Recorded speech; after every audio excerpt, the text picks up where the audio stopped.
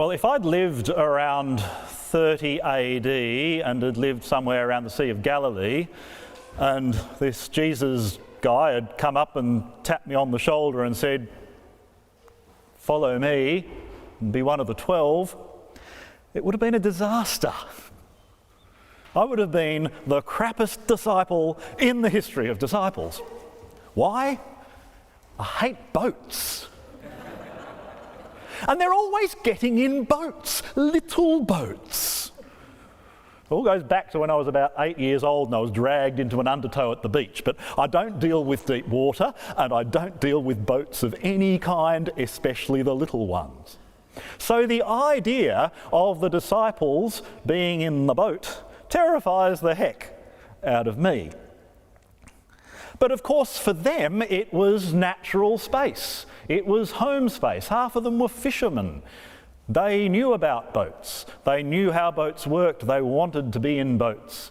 Boats were like getting in the car and driving down to the shops. Boats were normal.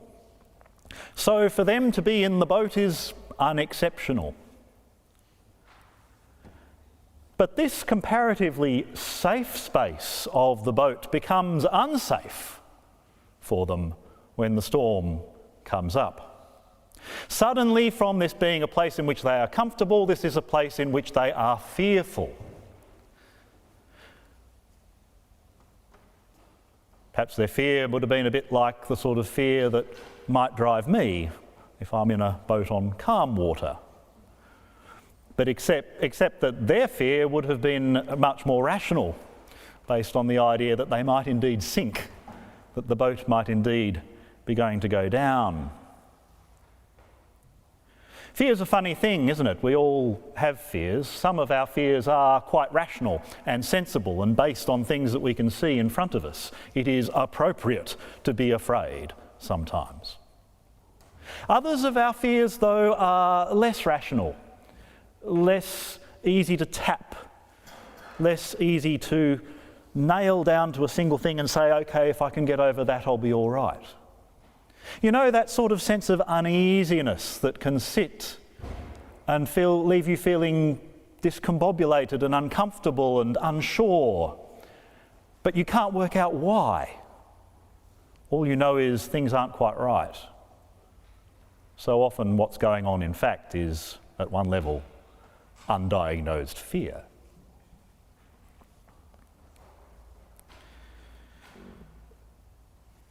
One of the things that I realised in the blessing of long service leave was, first of all, how utterly exhausted I was over those first few weeks.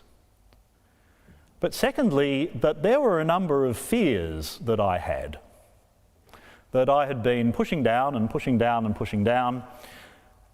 And when you spend 10 weeks away, and a good chunk of that time on your own, there's actually no longer any way of avoiding having a little look into the dark cupboard where those fears are lurking, because the family and the friends and the job and the everything else that helps shield you and puts little cushions around you so that you don't have to dig into the deep places, they weren't there anymore, and so no choice.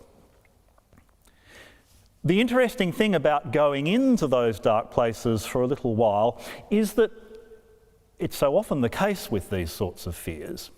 Once you identify them, once you're able to name them, they cease to have power over you.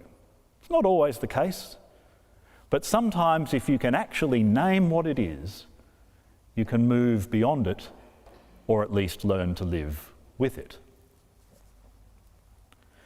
Let me share with you one of those fears. It was the fear that I'd done about all that I could do at St Mary's, and maybe it was time to move on. 5 years. I'd always said I was going to stay for 10, maybe 20. But maybe actually after 5 years. Why? Because, I don't know, it was just all feeling a bit sameish. It was just all feeling a bit bogged down. It was just all feeling a bit not quite right. I couldn't put my finger on it.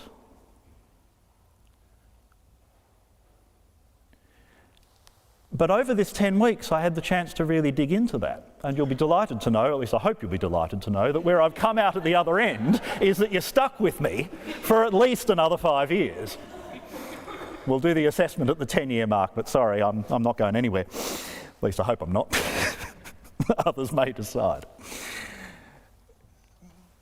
But the way I got to that point was by asking myself the question, okay, what is it that I'm afraid of? What is it that scares me about staying for another 5 years? And one of the ways I got to answer that question was to do something I haven't done for a very, very long time. I gave up church.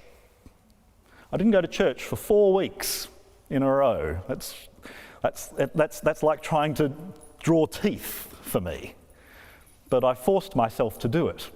By the 4th week, it was sort of like, well, maybe I could just not go to church for the rest of the holiday. But the 4 weeks off were invaluable because it meant that I really had a full break, such that I was able to come back in, even just to being in the congregation in some other places, and look at what was going on afresh, both for the church and for me. And let me share with you 2 of the experiences that I had back in church that have affected me quite strongly, and I think will be quite programmatic for where I see ministry unfolding here over the next 5 or more years. My first day back in church after my time away was on the Feast of Pentecost at Cologne Cathedral. Some of you will have been there. It's quite a place. It's the biggest building you've ever seen. It's just huge. And this was a solemn mass with the cardinal celebrating, about 20 concelebrants. They had 12 acolytes, 12 of you, 12 candles. Full symphony orchestra, massive choir, 4 soloists, a complete Mozart mass. They even sang the Creed. The service went for 2 hours. I was actually just about done after an hour. It was a fantastic spectacle.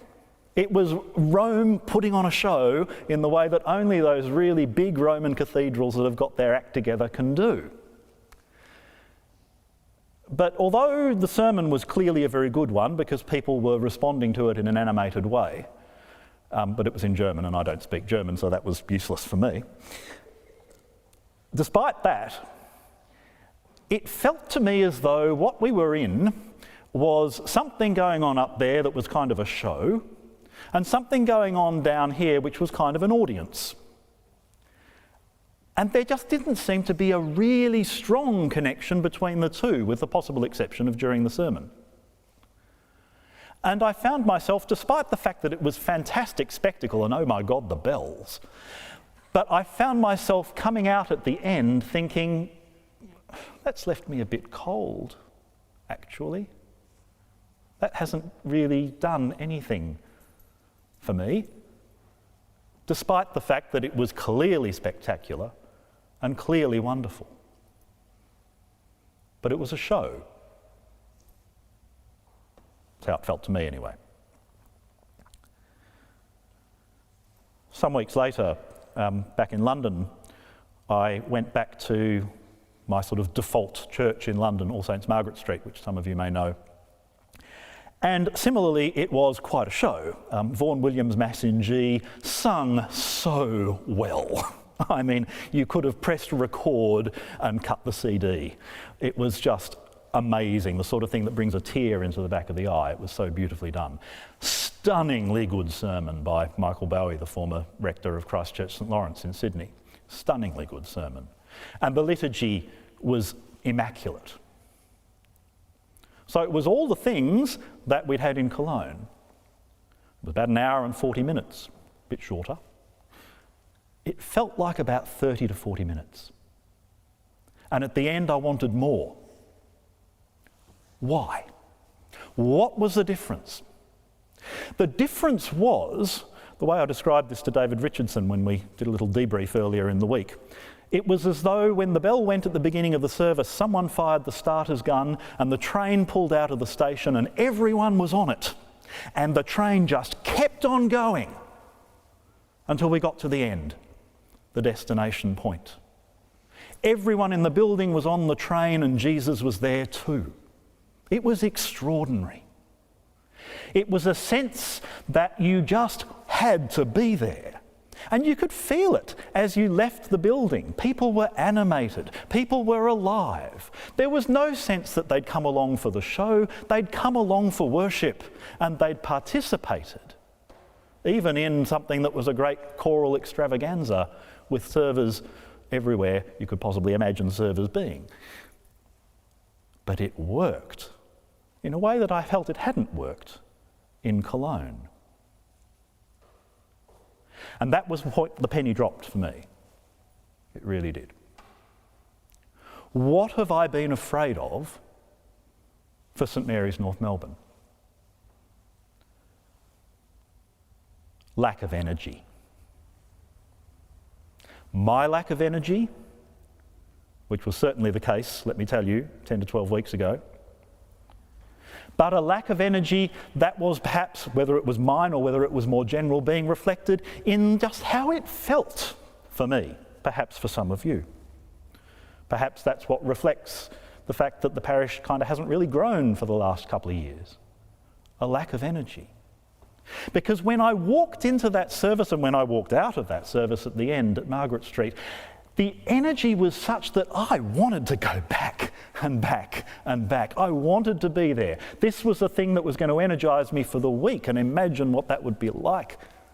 Imagine if church could be that thing that gave you energy for the week, that thing that was the driver of how your entire life was going to unfold. And that it wasn't something we just went along to participate in a kind of passive audience kind of a way, but something that we all participated in such a way that every single one of us was both energised and a giver of energy. All of us in the boat together. All of us trusting that God will still the storm outside and that here is a place of safety, but a place of safety where we can respond as the disciples did with saying, "Who is this?" With a sense of awe and a sense of wonder,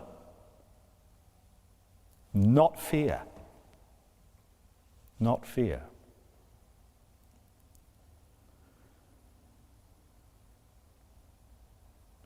"10 weeks away is a wonderful thing, and thank you for your patience in putting up with me not being here.